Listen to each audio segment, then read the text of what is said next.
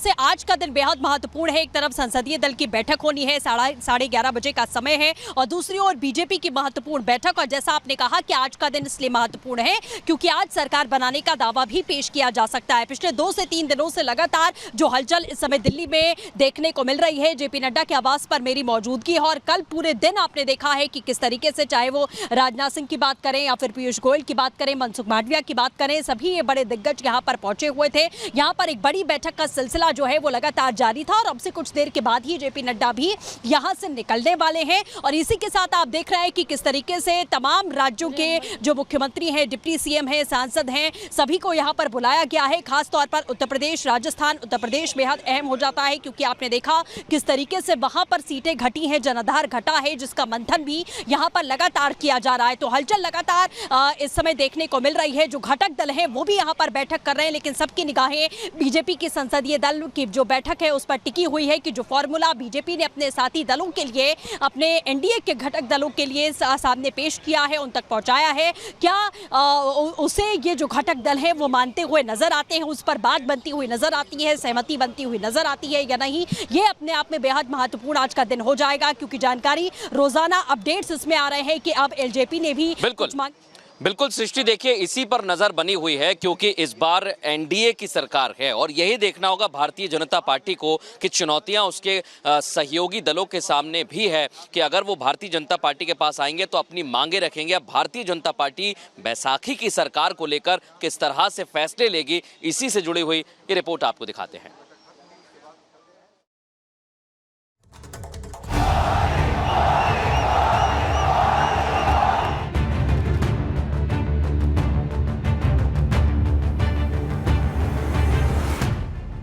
पूर्ण बहुमत से चूक गई बीजेपी, सहयोगियों के समर्थन से चलेगी सरकार। क्या कोर मुद्दों पर सुस्त होगी रफ्तार? आर्थिक सुधारों पर लग सकता है स्पीड ब्रेकर। हम भारतीय मिलकर चलेंगे, देश को आगे बढ़ाएंगे।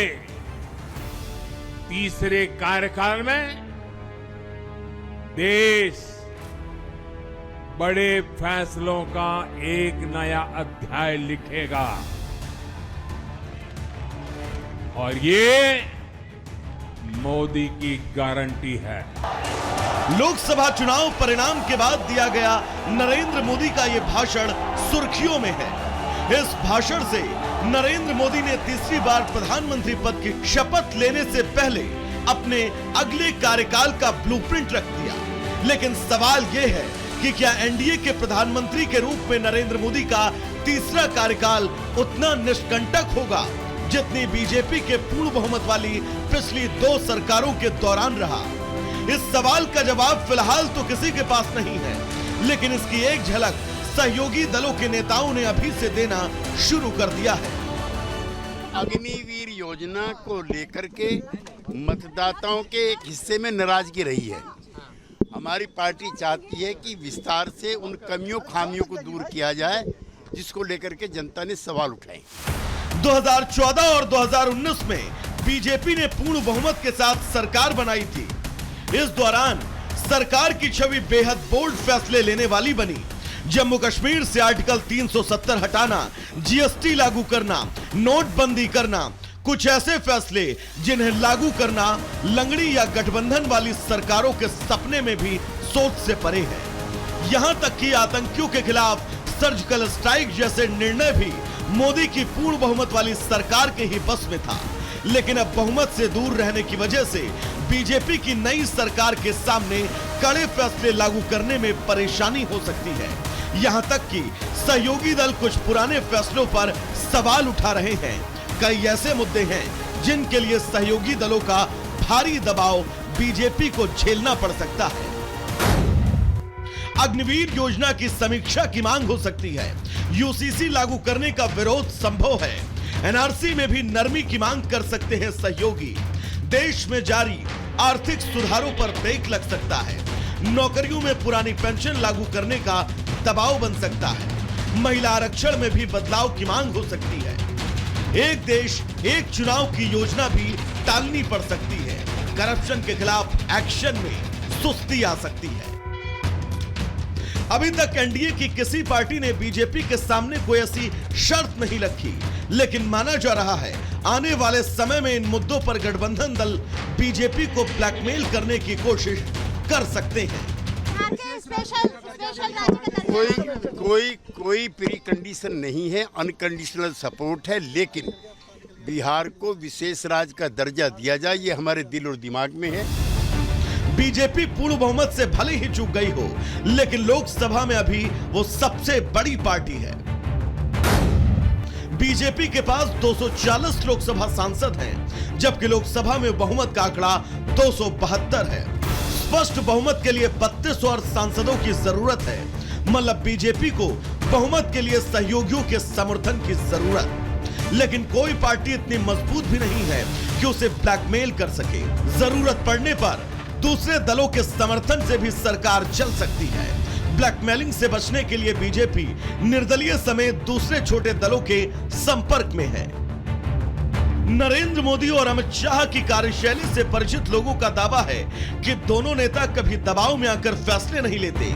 गुजरात से लेकर दिल्ली तक उनके काम करने का तरीका बेहद आक्रामक रहा है।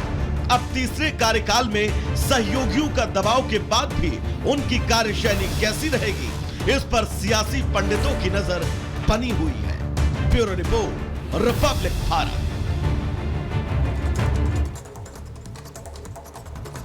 तो नजर लगातार हमारी बनी हुई है। ग्राउंड का भी हम रुख करेंगे, लेकिन पहले ग्राफिक्स के जरिए कुछ आंकड़े आपको यहां पर समझा देते हैं। 10 साल पहले और 10 साल बाद की अगर बात करें, 10 साल बाद किस तरह का बदलाव आया है ये भी हम यहां पर देख रहे हैं। गठबंधन सरकार की भी बात कर रहे हैं, लेकिन अगर पहले कांग्रेस से शुरू करें, 2009 से 2014 में किस तरह का बदलाव आया था। 206 सीट की अगर बात करें तो 2009 में कांग्रेस के खाते में थी, लेकिन 2014 में अगर देखें तो घटकर वो 44 सीट हो गई थी। मतलब अगर इस लिहाज से वोट परसेंट में देखें तो 10% जो वोट परसेंटेज है उसमें कमी आई थी। लेकिन इधर अगर हम बीजेपी की बात करें तो 2019 से 2024 की अगर बात करें तो किस तरह का बदलाव यहां पर है।